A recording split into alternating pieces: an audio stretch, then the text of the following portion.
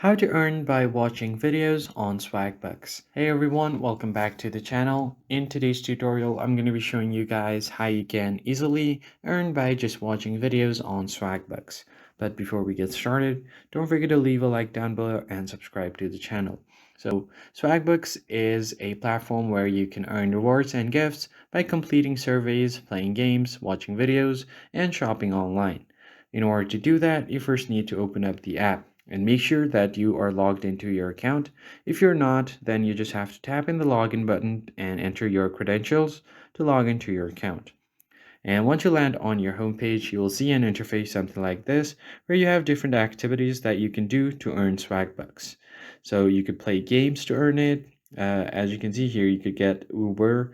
You could do other stuff like ordering food. You could even shop online to earn swag bucks. And what you are going to have to do to watch videos is head over to this Discover tab at the bottom. And on the top, you'll find different options like Swagbucks, Review, and then Playtime Rewards, My Chip, and many more. But if you don't see the video section here, then that means the watching video is not available on your region. But if that is available on your region, then you can just tap on it and you'll be able to see a list of videos that you're interested to watch on.